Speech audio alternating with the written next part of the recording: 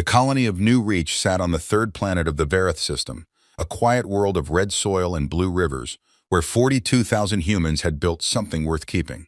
They had farms that stretched for miles across the flat plains. They had schools where children learned math and history and how to fix water pumps. They had a market square in the central town of Port Callum, where vendors sold fruit every Sunday morning, and the smell of roasting grain drifted through the streets. They had a small defense station, 3 orbital guns, a handful of patrol ships, and a garrison of 200 soldiers. Enough to deal with pirates, enough to feel safe on the edge of known space. They were not safe. Commander Yara Das was eating breakfast when the alarms went off. She dropped her fork. She was running before the sound finished echoing through the garrison walls. By the time she reached the command center, her duty officer, a young man named Preet, was already pale. "What is it?" she said. "Ships," he said. "A lot of ships." The display on the wall showed the outer edge of the Vareth system. There were contacts, dozens of them, then hundreds resolving out of faster-than-light travel in clean formation. They were big. Each one was bigger than anything the colony's defense station could handle. They moved in perfect rows, the way a military force moves when it is not afraid of anything. "Whose are they?" Doss asked. Preet looked at the signal signatures on his screen. He had studied alien vessel identification during his training.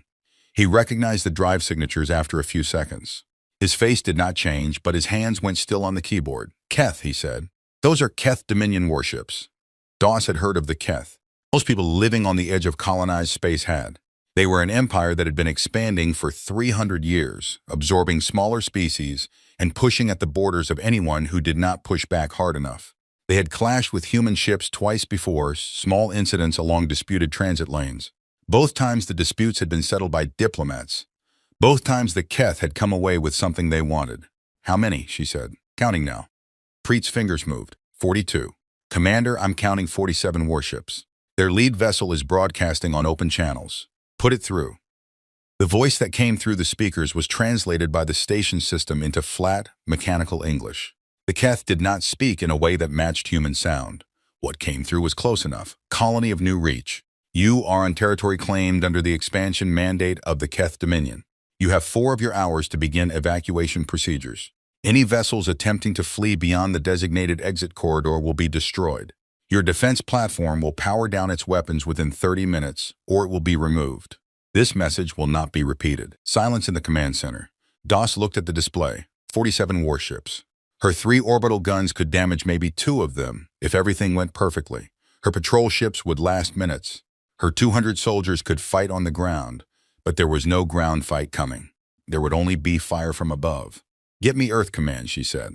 "Long-range comms are already being jammed," Preet said. "They started as soon as they dropped out of FTL.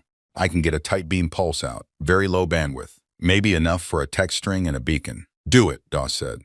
"Send everything. Ship counts, signatures, the message they broadcast, our location. Everything in the data package. It'll take time to compress. Then start now." Doss walked to the window.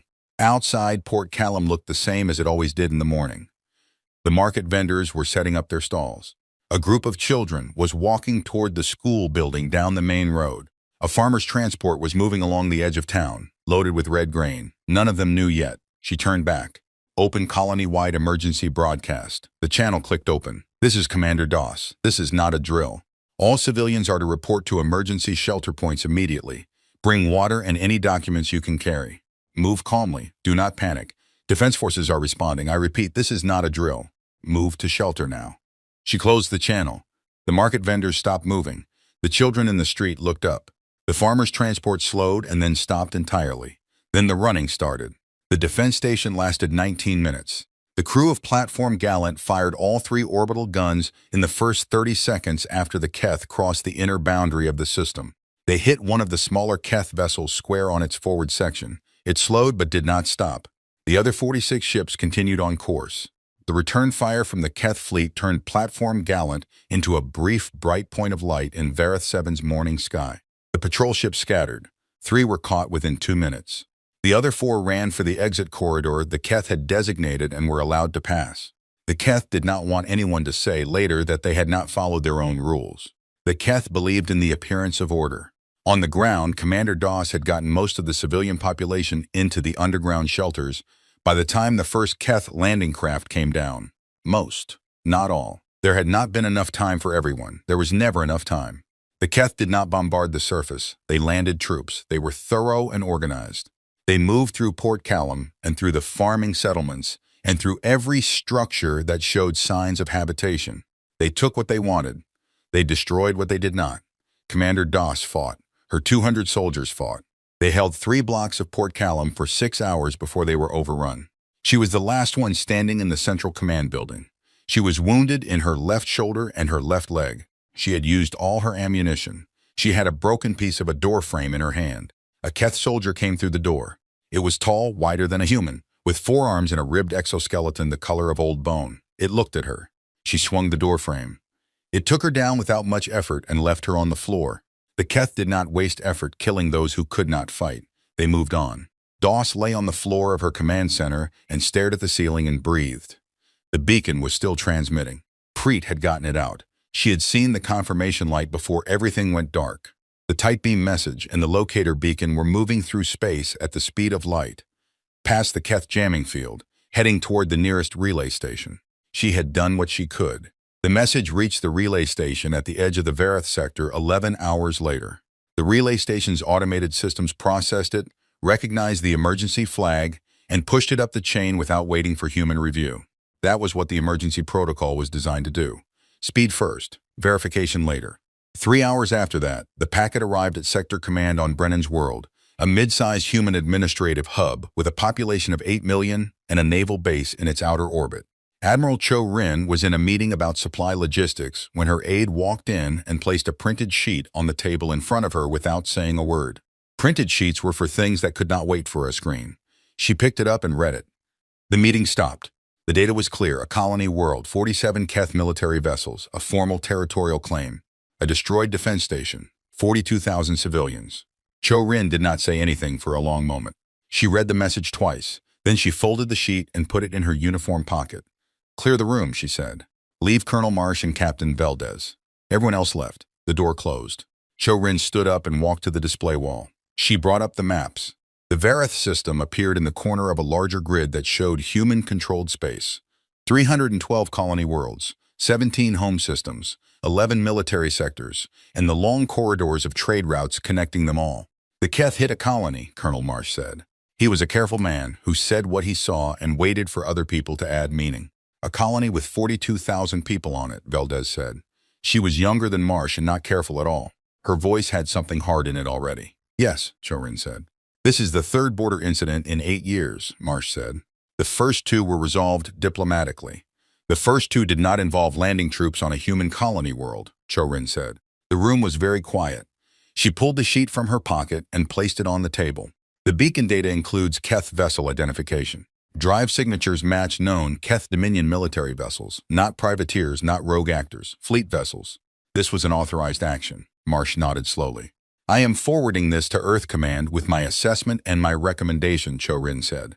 "I will be recommending a full military response." Valdez looked at her. "A full response? Do you mean what I said?" Cho Rin looked at the map, at the scale of it, at the hundreds of glowing points that were human worlds. "The Keth Dominion has been testing our borders for 30 years. They tested twice," we answered with diplomats, "and they read that as permission to push harder. They have now landed troops on a human colony and displaced or killed 42,000 of our people." She let the silence sit for a moment. "If we answer with diplomats again," she said, "we will lose another colony within 2 years, and another after that. And they will not stop because we keep showing them that the cost is acceptable." She turned away from the map. "The cost must not be acceptable," she said. "We will send Earth Command the full data package. We will include my recommendation, and then we will wait." The message reached Earth 7 hours later. Earth was 17 light-years from Brennan's World, and the relay network was fast. In the Security Council chamber in Geneva, on a planet that humans had lived on for all of recorded history and before, the representatives of the 12 governing bodies of human space sat around a curved table and read Admiral Cho Rin's message in silence. Secretary General Amara Thill read it twice. Then she put it down on the table. 42,000 people, she said. "Yes," said the defense minister beside her. "On a world they have been building for 11 years. Yes." She looked at the defense minister. He was a man who had spent 40 years in the military before moving to government. He had a face that had learned not to show much. "What are our options?" she said. He had prepared for this. He had prepared for this kind of moment for a long time, the way any serious military organization prepares, for the thing it hopes will never come but knows eventually will. We have three options, he said. 1. Diplomatic protest and a demand for withdrawal paired with economic sanctions. 2. A limited military response. A show of force at the Verith system, perhaps seizure of Keth assets in disputed transit zones. And 3, Thill said. 3, he said, is what the Keth Dominion needs to understand we are capable of. He opened the folder in front of him. The 3rd Fleet is already on standby at Brennan's World. The 7th and 9th are in range. If we issue a full mobilization order, a wartime order, not a readiness drill, we can draw on all 11 military sectors. Every dockyard, every reserve formation, every vessel above patrol class. The room was very still. How many ships? Thill said. He looked at the number on the page. He had looked at it before, in briefings and planning documents and dry logistical reports. But saying it aloud in this room felt different. 800,000 warships, he said, counting support vessels, carriers, or drone platforms. 800,000 combat-capable vessels, the largest armed force in human history. Thill sat with that for a moment. Outside the windows of the chamber, Geneva was a normal city on a normal morning. People were going to work. Children were going to school. Markets were open. Life was moving forward the way it always did. 42,000 people on a red-soiled world 300 light-years away had been building the same kind of life. Had been. Call the vote, Thill said. The vote was not close. The mobilization order went out at 0300 hours Geneva time, and within 6 minutes it had reached every military installation in human space. It did not arrive quietly. 11 sectors, hundreds of naval bases, thousands of dry docks and repair yards and fuel depots and weapons storage facilities spread across 300 light-years of claimed space. The order hit all of them at the same moment, and every single one of them began to move. On the orbital station above Brennan's World, Admiral Cho Rin was still at her desk when the reply from Earth came in. She read the authorization code. She read it again to be certain. Then she stood up, walked to her command floor, and gave the order to wake her fleet. The lights in the docking bays came on. Engines began to warm.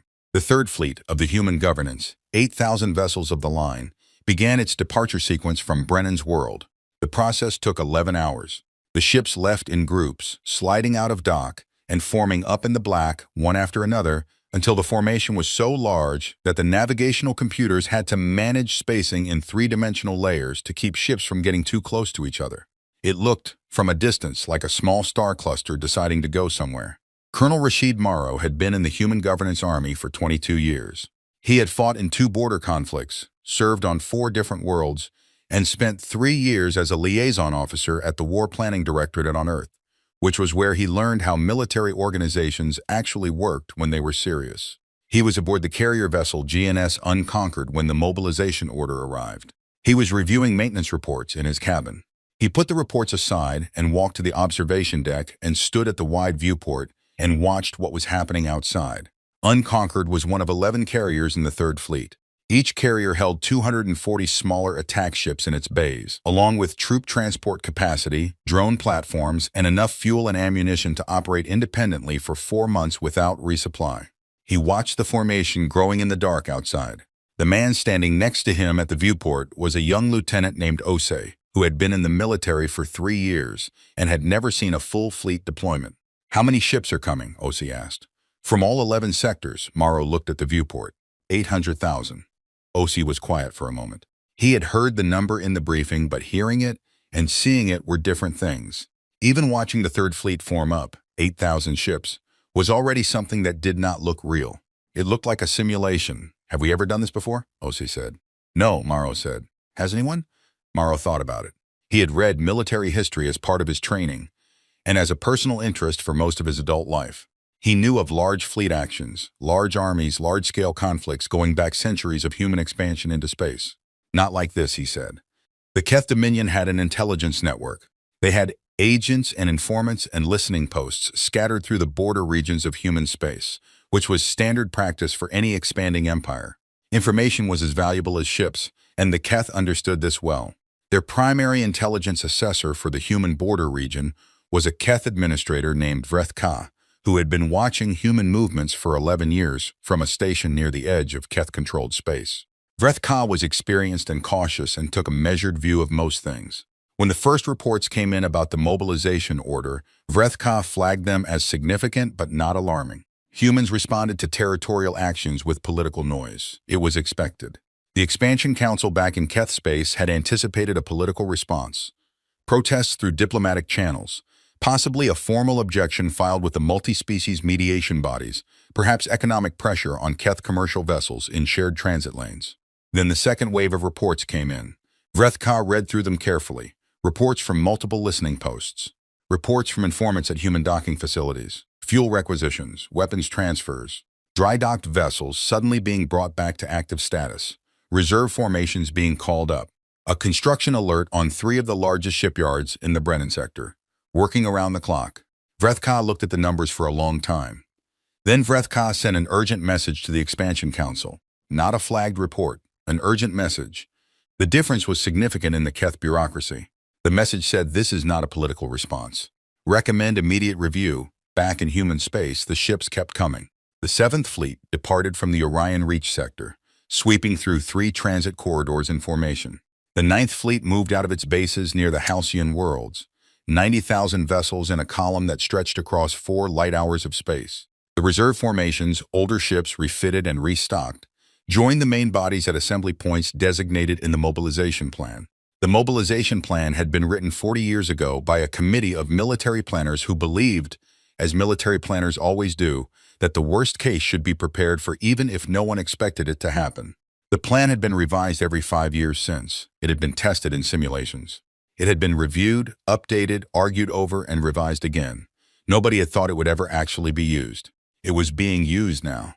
Commander Yara Doss, who had survived the fall of New Reach with a broken shoulder and a limp she would carry for the rest of her life, was transferred from Keth captivity to a neutral medical station 6 weeks after the attack, as part of a brief prisoner exchange the Keth agreed to before they understood what was happening.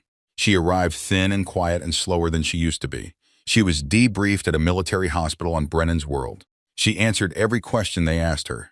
She gave them everything: the exact timing of the attack, the formation the Keth ships had used, the way their landing troops had moved through the streets, the weapons they had carried, the behavior of individual soldiers.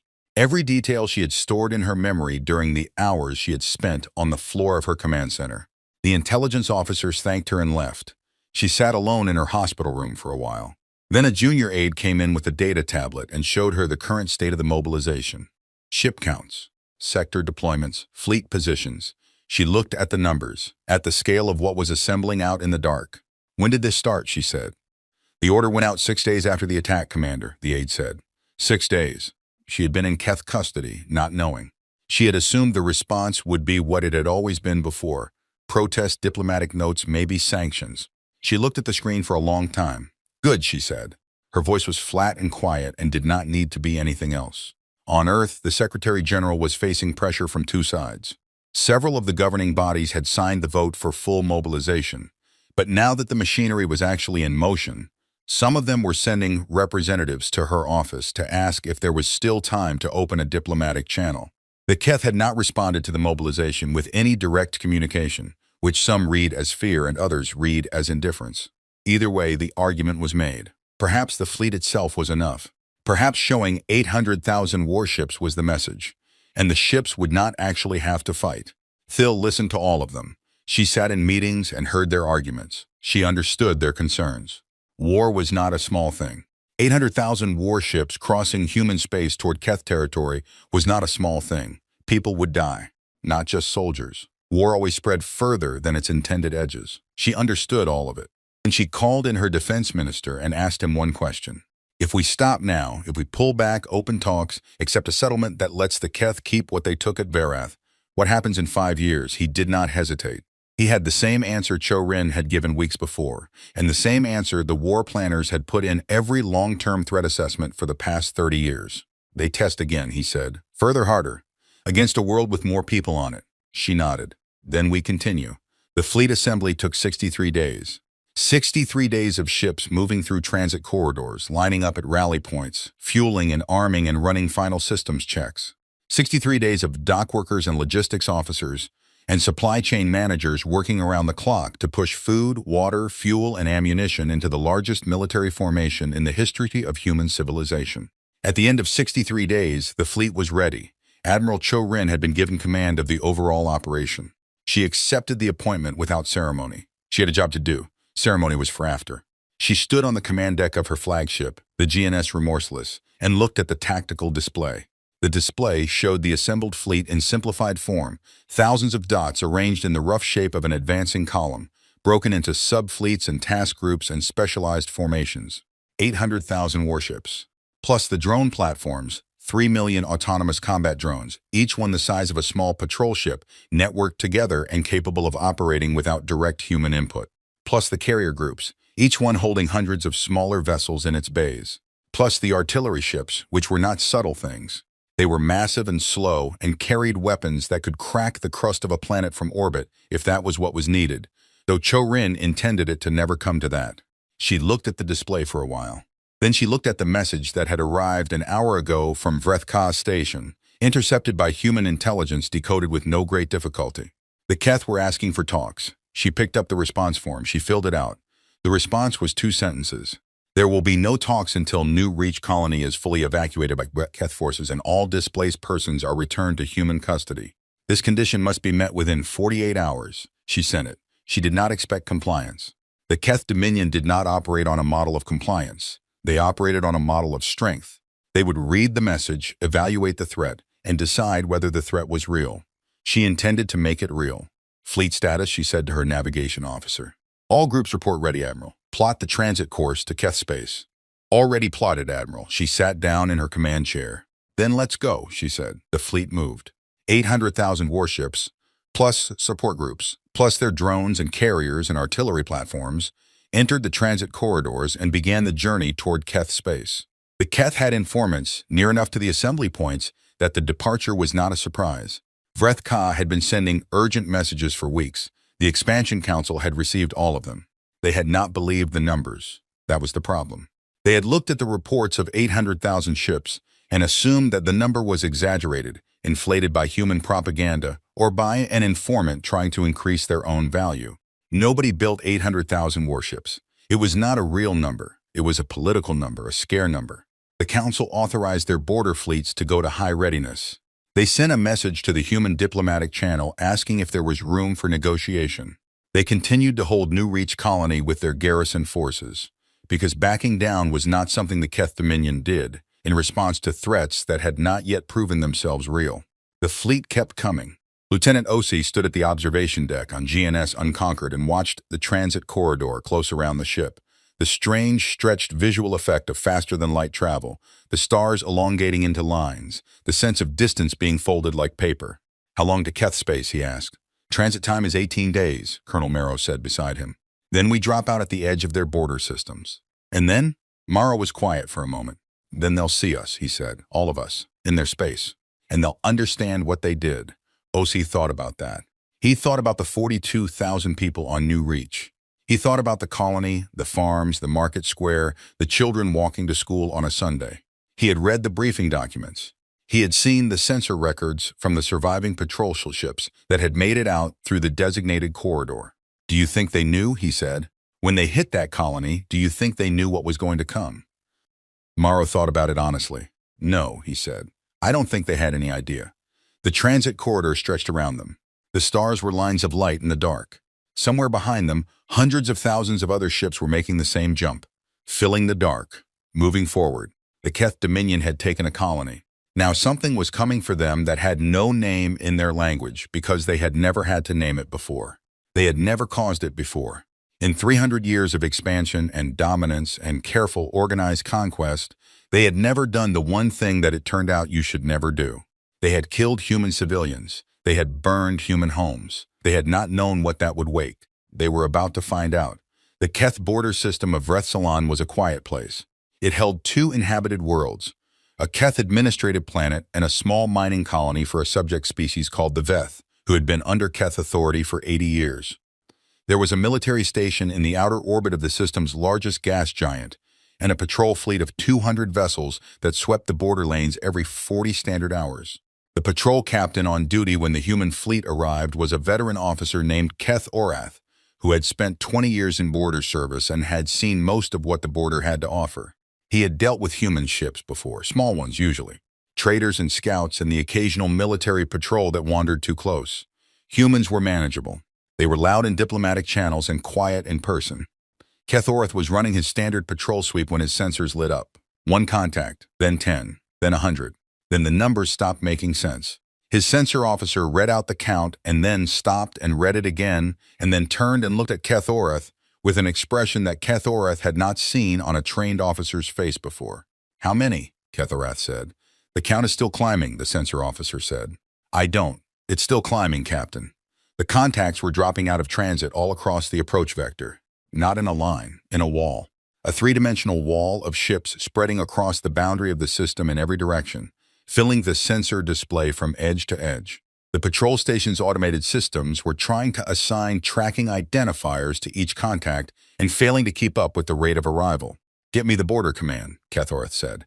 "Sir, the border command is already calling us." He took the channel. The border command's duty officer sounded exactly the way Kethorath felt, like someone who had just looked out a window expecting to see a street and had instead seen the ocean. "What is your contact count?" the border commander said. "Still climbing," Kethorath said. "We're past 100,000. The system is still tracking." A long silence. "Hold your position," the border commander said. "Do not engage. I am contacting the Expansion Council." The message reached the Expansion Council 19 minutes later. It was flagged at the highest emergency level the Keth communication system had, a level that had not been used since the internal civil conflict of 80 years before. The council was in session, a routine meeting about supply chains for the outer expansion territories. The session stopped. Council head Vreth Ammon read the message. He was a political creature, not a military one, which meant he was good at managing information and bad at absorbing things that fell outside his understanding of how the world worked. He read the message twice. He looked at the attached sensor data from the border station. 800,000 ships. He looked at his military advisor, High Commander Sorrel Keth, who was the most experienced military mind in the Dominion and who had served for 50 years.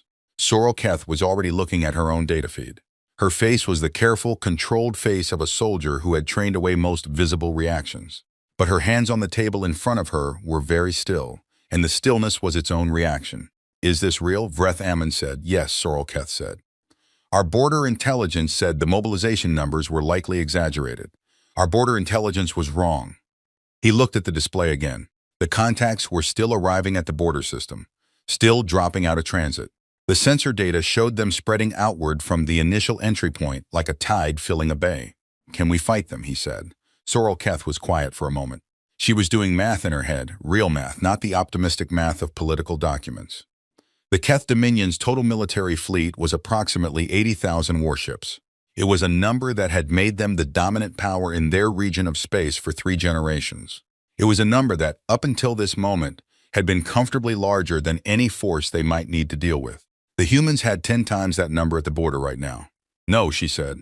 The word landed on the table like something solid. The human fleet had been at the border for 4 hours when the Keth opened a communication channel. Admiral Cho Rin was on the command deck of Remorseless. The channel opened, and the translated voice of a Keth official came through. "This is High Commander Sorrel Keth of the Keth Dominion Defense Forces. I am requesting to speak with the commanding officer of the human fleet." "You are speaking to her," Cho Rin said. "I am Admiral Cho Rin." A brief pause. "Admiral, we wish to discuss a resolution to the current situation at Vareth 7. The Expansion Council is prepared to withdraw military forces from the colony in exchange for a ceasefire and the opening of formal negotiation." Cho Rin looked at her communications officer, who was recording everything. "I sent a condition before the fleet departed," she said. "Full withdrawal from New Reach and return of all displaced persons. That condition has not been met. The Keth garrison is still on the planet. Our people are still in your custody. We are prepared to begin that process as part of an agreement," Sorrel Keth said. "We ask that the fleet withdraw to a neutral distance while the process is underway." "No," Cho Rin said. "Silence on the channel. Admiral, you will withdraw your forces from New Reach colony without conditions," Cho Rin said. "You will release all human prisoners in your custody without conditions. You will do both of these things within the next 24 hours. These are not negotiating points. They are requirements. If they are met, the fleet will hold its position and we will then discuss what happens next. If they are not met, the fleet will advance." Another silence. "If the fleet advances into Keth space, this becomes a war," Sorrel Keth said. "Yes," Cho Rin said. "You would start a war over one colony?" Cho Rin thought about 42,000 people. She thought about Commander Yara Das, on the floor of her command center. She thought about children walking to school on a Sunday morning on a red-soiled world. "You started this," she said. "We are just deciding how it ends." She closed the channel. 21 hours later, the Keth had not complied. The Expansion Council had argued through the night. Sorrel Keth had pushed for compliance. She had laid out the military situation in terms that did not leave room for comfortable misreading. Vreth Ammon had pushed back. The Dominion did not comply under threat. If they complied under threat, every species on the border would see it. The Dominion's authority rested on a foundation of demonstrated strength. To back down from a threat was to invite every subject species and every border nation to test them. Vreth Ammon's argument was not wrong. It was just addressed to a problem that was no longer the main problem. Sorrel Keth understood this. He made the argument again, more clearly. The fleet had not moved during the 21 hours. It had held position at the border system, filling the sensor space of the Keth border station with 800,000 contacts. But it had not come further in. When the 24-hour mark passed, it moved. Kethoreth watched the display.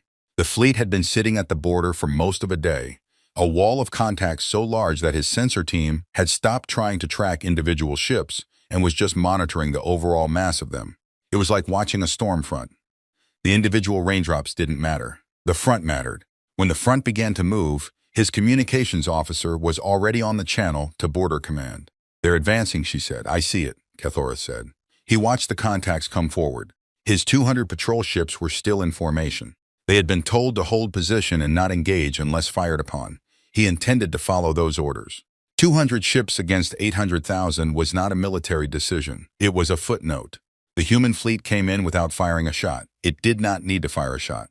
The border patrol moved aside. The mining colony on the inner world transmitted a surrender signal before anyone asked for one. The military station near the gas giant powered down its weapons. The human fleet passed through the Vreth Solon system and kept going.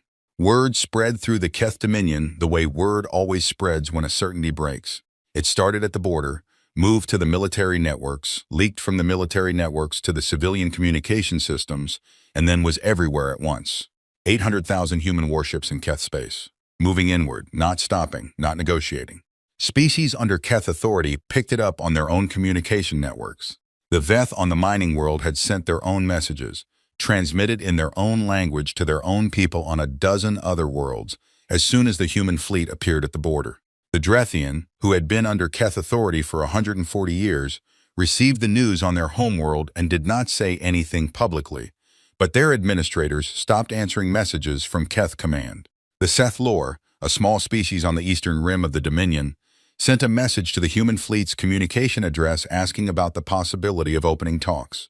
Sorketh watched the Dominion beginning to wobble at the edges.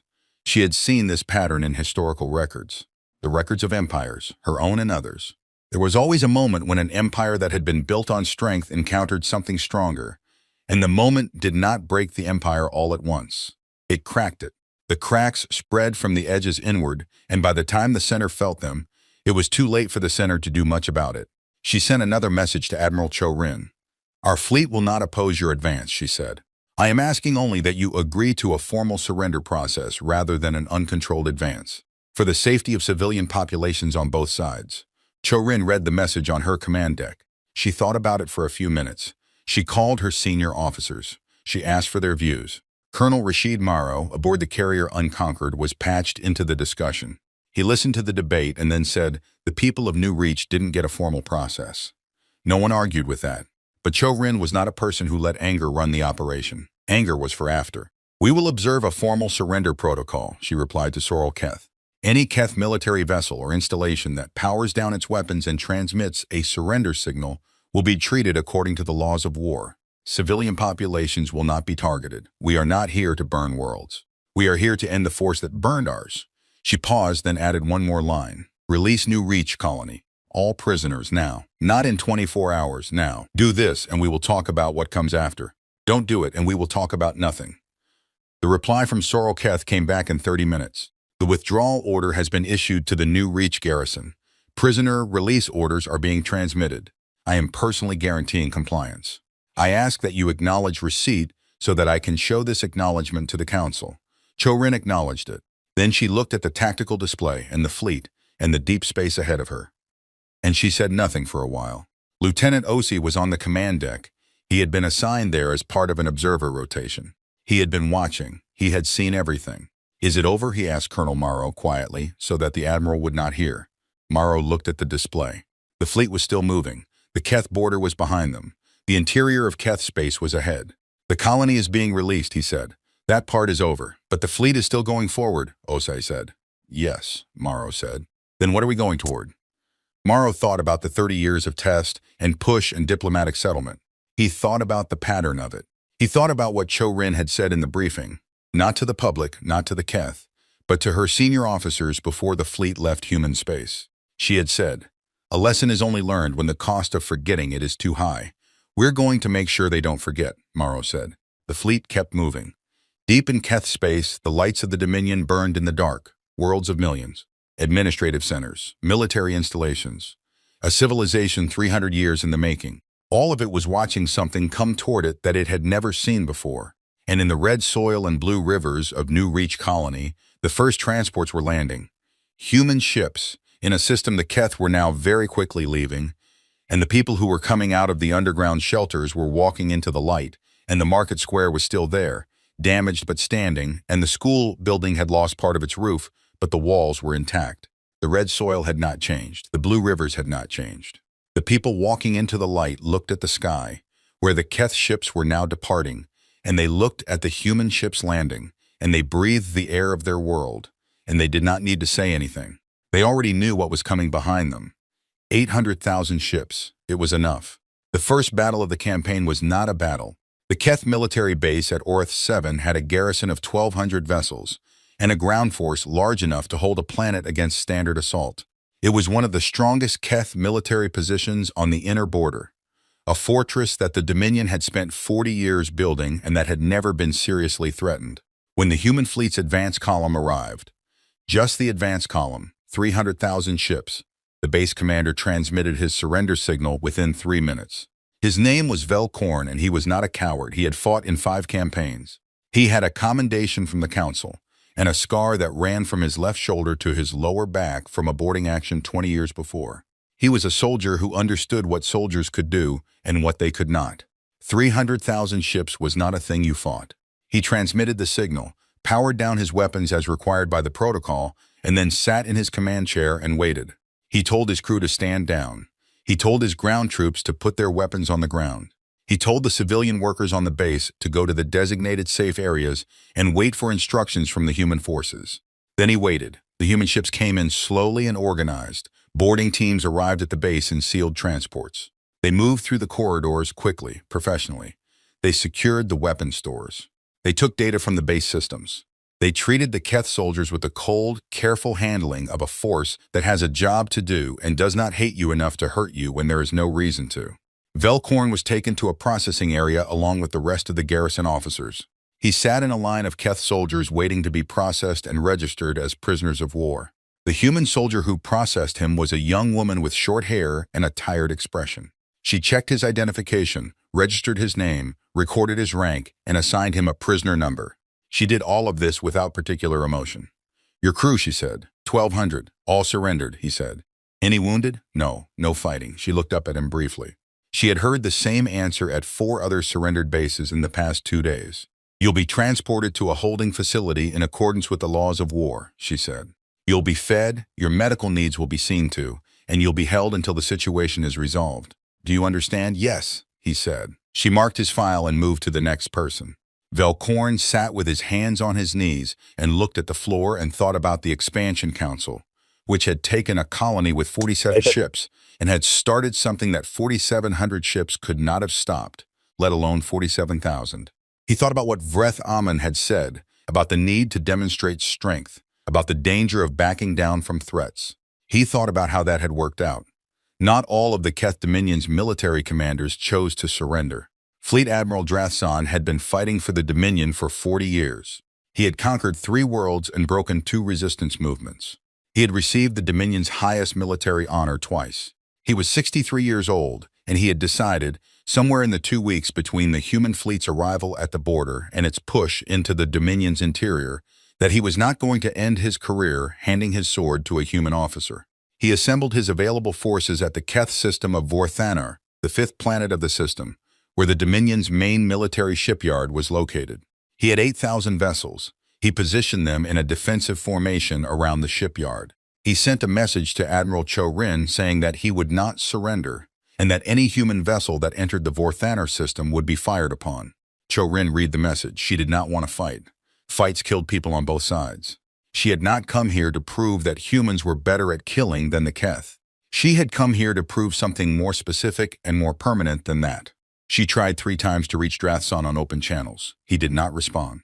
She sent his message to Sorrel Keth and asked if the Keth Defense Forces would remove him from his position.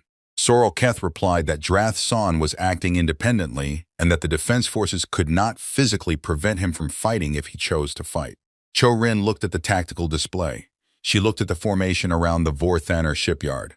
8,000 ships. Task Group 7 to Vorthaner, she said. Full combat authorization. Task Group 7 was 20,000 ships. The battle lasted 9 hours. Drathson fought the way a career soldier fights when they know they are going to lose and have decided that the losing matters more than the surviving. He held his formation together for 6 hours before the human flanking movements broke it into sections. He burned through his ammunition reserves trying to hold the shipyard.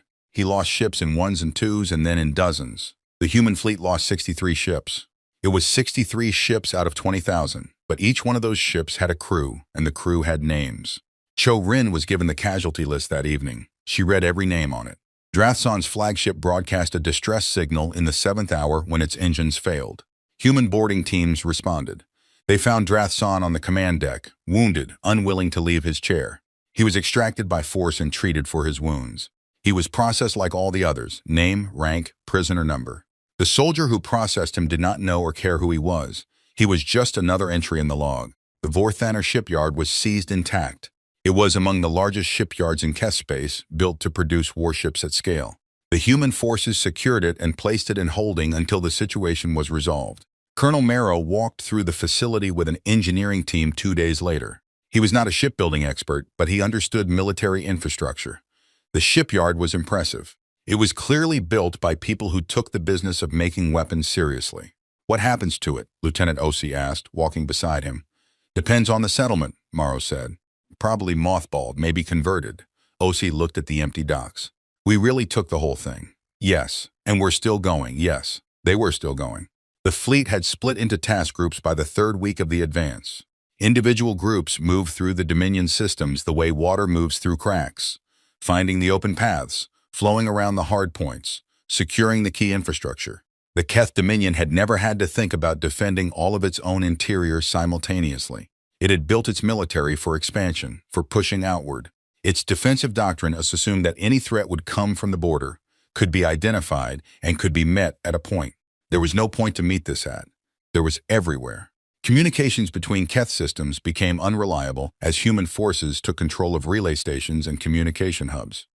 Not to destroy them, Cho-Rin's standing order was to damage nothing that did not need to be damaged, but to route communications through human monitoring systems. She wanted to know what was being said.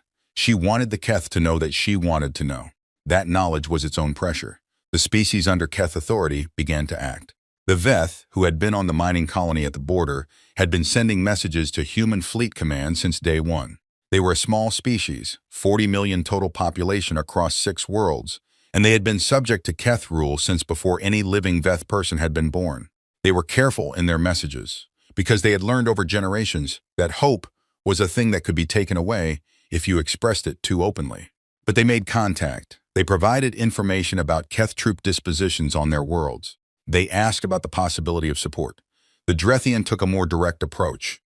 On the 2nd Keth administrative world, a planet called Kethvoral, the Drethian administrative workers, who the Keth had employed for decades because they were efficient and cheap and had no history of resistance, simply stopped working on the day the human fleet reached the system. Not a strike, not a protest, they just stopped. They went home. Every Drethian in every Keth-controlled facility on the planet went home and stayed there. The Keth administration on the planet tried to find replacement workers. There were none. The Keth had not planned for this, because the Drethian had never done this before. In 80 years of administration, there had been no mass work stoppage. The human fleet arrived at the system 2 days later and found the Keth administration paralyzed and the planet's infrastructure running on skeleton operations. High Commander Sorrel Keth, watching from her command post, added another line to the list of things that had gone wrong. In the fourth week, Vrethaman called a full council session. The agenda was simple. The human fleet was now past the outer and middle ring of Keth systems. It had encountered serious resistance at only 2 points. Vorthanor, where Drathsan had chosen to fight, and a second engagement at the border of the Keth home system cluster, where a group of commanders who did not report to Sorrel-Keth had attempted to organize a combined defense. The combined defense had lasted 14 hours. Vrethaman looked around the table at the council members. Some of them had been with him since the beginning. Some of them had voted for the New Reach operation enthusiastically. They had believed sincerely that a quick territorial acquisition would strengthen the Dominion's position and give it leverage in ongoing border disputes with 3 smaller human sector entities. They had believed the humans would respond the way every other species had responded. Protests, diplomacy, eventual acceptance. It had seemed so certain. The military situation is unrecoverable, Sorrel-Keth said. She was not being dramatic. She was a soldier describing a field. The human fleet is moving toward the home systems. Our available forces cannot stop it. 3 of our border allies have already sent notes of neutrality to the Human Fleet Command. The Veth are cooperating with the humans actively. The Drethian have stopped functioning as a controlled population. The supply chains for the outer expansion territories are breaking down because the humans now control the transit corridors. She looked at the council. We have one option available that is not worse than all other options, she said. Everyone in the room knew what the option was. Nobody wanted to say it first. Vrethaman looked at the tactical display on the wall. The display showed the Keth home system cluster, 5 worlds, billions of people. The center of the Dominion, the beating heart of 300 years of history and power and expansion. The human fleet was 3 transit jumps away. He thought about the colony on Vareth 7, 42,000 people. A market square, children walking to school. He thought about how simple the decision had seemed at the time. Open a channel to Admiral Cho Rin, he said. The channel opened. He had prepared a statement. A diplomatic statement, carefully worded, that framed the request in terms of mutual interest and the shared desire to prevent unnecessary loss of life. He had written it himself. He had practiced it. He looked at the image of Cho Rin on the channel and began speaking. She let him finish. I hear your request, she said. I want to be clear about what I am prepared to discuss and what I am not. Her voice was level. It had been level in every communication he had heard from her. He did not know if this was a military manner or simply her manner. He suspected it was both. I am prepared to stop the fleet's advance immediately, she said. If the council agrees to a formal surrender and accepts the terms of a settlement that my government will present. If you agree in principle now, I will halt the advance and give you time to review the terms before signing. He breathed. And if we don't agree, he said. She looked at him across the channel. Then the fleet continues, she said. And we have this same conversation in 3 days, when we're closer. He had nothing to say to that. We agree in principle, he said. The fleet stopped. The guns went quiet. And in the silence, the stars were full of human ships. The settlement negotiations took 11 days. They were held aboard a neutral station in the Vorthanor system, the one with the captured Keth shipyard. Because Cho Rin chose the location, and she chose it deliberately. Every time the Keth delegation looked out the station's viewports, they could see the sea shipyard floating in the dark with human vessels moving in and out of its docks. It was not subtle. It was not meant to be. The Keth delegation was led by Sorrel-Keth, not Vrethaman. He had asked to lead it himself, as head of the council, and Sorrel-Keth had told him, with the particular calm of a military person explaining something to a politician, that he should not be at the table, that his presence would complicate things, that she had a better chance of reaching an agreement that the Dominion could accept. He had not argued. He had lost the authority to argue about much. Sorrel-Keth sat across from Admiral Cho Rin and the human government's chief negotiator, a small, quiet woman named Dr. Farah Elend, who had spent 30 years doing exactly this kind of work. Elend did not look like the person who was going to rewrite the terms of an entire empire's existence. She looked like someone who taught mathematics at a small university. She had kind eyes and a voice that stayed calm no matter what was said across the table. The first 3 days were spent on the framework, what was on the table and what was not. What was not on the table, the dissolution of the Keth Dominion. Cho Rin had made this clear in the opening session. Humans were not here to destroy a civilization. They were not going to take Keth worlds or install human administration over Keth people. The Dominion would continue to exist as a political entity. Sorrel-Keth listened to this and said nothing, which was itself a kind of answer, the relief of someone who had been bracing for worse. What was on the table? Everything else. The full text of the settlement was long and detailed. in the way that serious agreements always are. But the core of it was simple enough to say in a few sentences. The Keth Dominion would withdraw from all territories it had occupied by force in the past 50 years that belonged to species that had not voluntarily joined the Dominion. This included the worlds of the Veth, the Drethian, and 9 other species. These species would be free to form their own governments, enter into voluntary trade agreements, and determine their own futures without Keth interference. The Keth Dominion would pay reparations to New Reach Colony, reconstruction costs, compensation for every person who had been displaced or harmed, and a fund for the families of those who had died. The amount was significant. It was calculated by the human government's economists to be exactly as much as the Dominion could pay without breaking its economy. Not more. Not less. The number was chosen to hurt without destroying. The Keth Dominion's military would be reduced to a defensive force, enough ships and troops to protect its own worlds against external threats, but no offensive capacity beyond that. The new limits would be verified by the multi-species inspection body that would include representatives of the species that Keth had held. This was Elend's contribution to the settlement, and it was the part that Sorrel Keth pushed back on hardest. An inspection body that includes the Veth and the Drethian, Sorrel Keth said, is an inspection body designed to find violations regardless of whether they exist. An inspection body that doesn't include them, Elend, is one that none of the freed species will trust. And if they don't trust it, they will look for other guarantees. You do not want to find out what those other guarantees look like. Sorrel Keth sat with that.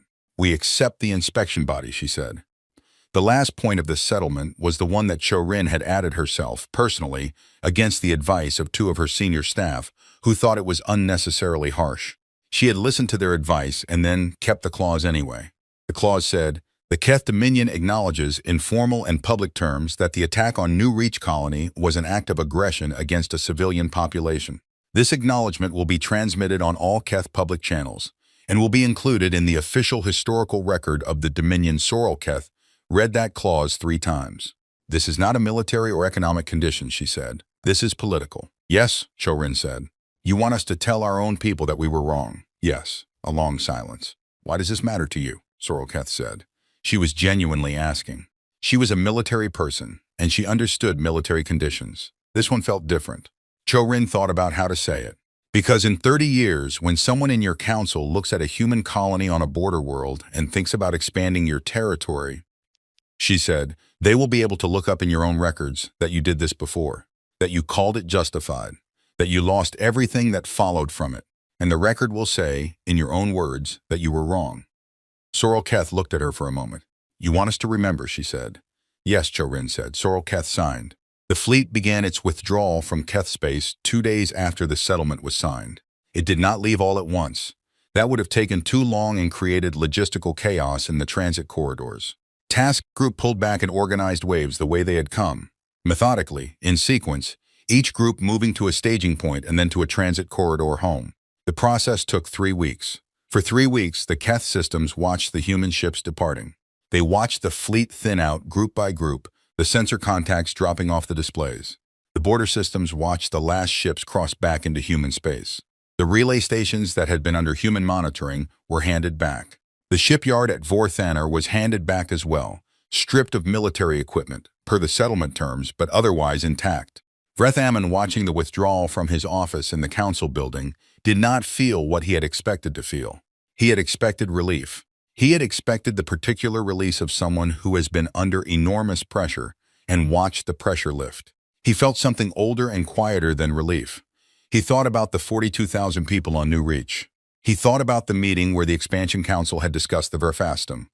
One of many systems discussed that session, reviewed for territorial value, assessed for risk, approved for action.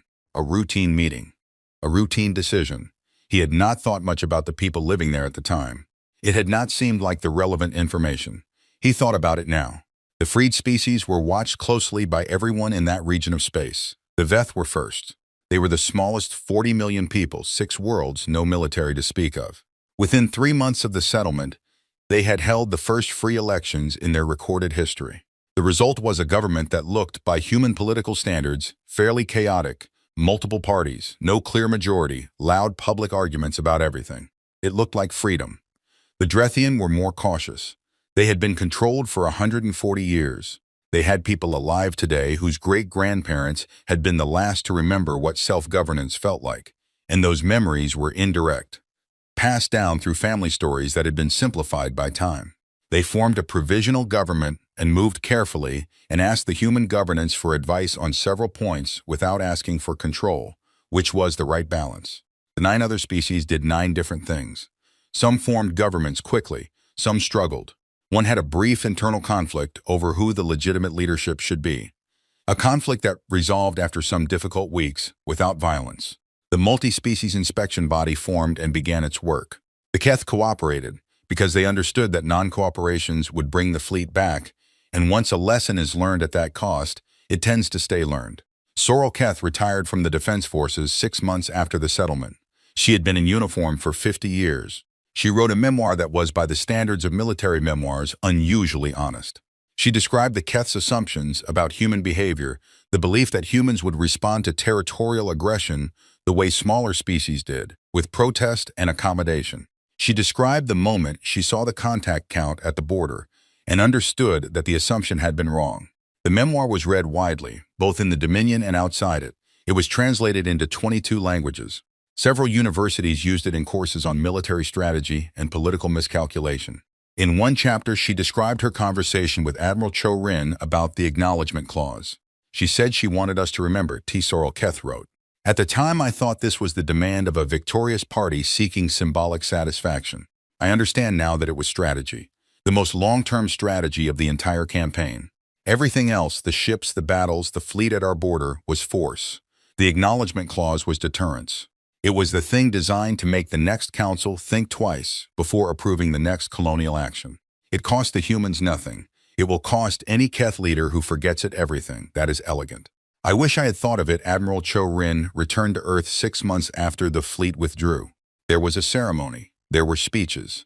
The Secretary General spoke about the campaign and about its outcome, about the freed species, about the settlement, about the 42,000 people of New Reach who were rebuilding their colony on their red-soiled world.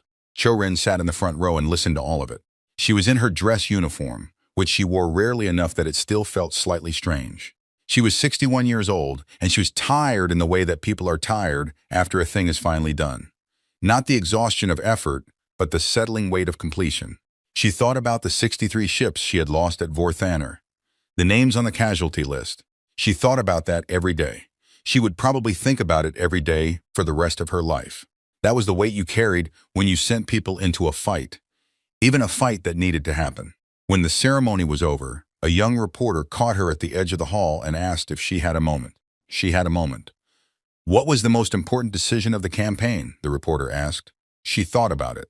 The mobilization order. The refusal to halt the advance when the Keth first asked. The condition she had set. The Acknowledgement Clause. Stopping, she said. The reporter looked confused. Stopping? When Vreth called and asked to surrender, we stopped. The fleet was 3 jumps from their home systems. We could have kept going. We could have taken everything. She looked at the wall of the hall for a moment. We stopped. Why does that matter? The reporter said. Because the galaxy is watching, she said. It has been watching since the first ship crossed the border. Every species within range of a newsfeed has been watching what we do. They needed to see that we could be stopped, that we chose to stop, that we are not an empire looking for an excuse. She looked at the reporter. The fleet was the message to the Keth, she said. Stopping was the message to everyone else. Commander Yara Das was back on New Reach Colony when the reconstruction was mostly complete. She had been offered a promotion and a posting at Sector Command. She had considered it for about 4 days before declining. She had told her commanding officer that she had a job to finish. He had not argued. The market square in Port Callum was rebuilt. The roofing on the school building was repaired. The farms were coming back. Some of them had been damaged in the fighting. Some had just been neglected for months. But the red soil was good and the blue rivers still ran clear. On the first Sunday after the market reopened, she stood at the edge of the square and watched the vendors set up their stalls. Fruit and roasted grain, and the small, handmade things that people make when they live somewhere long enough to care about it. Children were running between the stalls. The smell of roasting grain was in the air. She had a limp. She would always have it. The shoulder had healed mostly, but mostly was its own kind of answer. She bought a piece of fruit from a vendor and ate it standing in the sun. The sky was clear. Somewhere up there, past the blue of the atmosphere, past the thin cold space above, past the transit corridors and the relay stations and the long reach of known space. The fleet was back at its bases. 800,000 warships, resting, waiting, ready if they were ever needed again. She hoped they were never needed again. She did not think the galaxy would make that mistake twice. The vendor next to her was an old man who had been on New Route since at the beginning, 11 years ago, when the first transports had landed, and people had looked at the red soil and the blue rivers and decided to make something of it. He recognized DOS. Most people on the colony did. "We came back," he said. He was not saying it to her specifically. He was saying it to the square, to the market, to the morning. "Yes," she said. He nodded. He went back to arrange his fruit. She ate hers in the sun. The colony lived. The stars were quiet. And in every government building, in every civilization within broadcast range, in every intelligence file and military briefing and strategic assessment of every species that had watched what happened, in all of it there was a new entry, a new fact, a new line in the calculation of what was and was not worth doing. It said, "Do not touch what belongs to humans," it said. "They will come," it said, "all of them."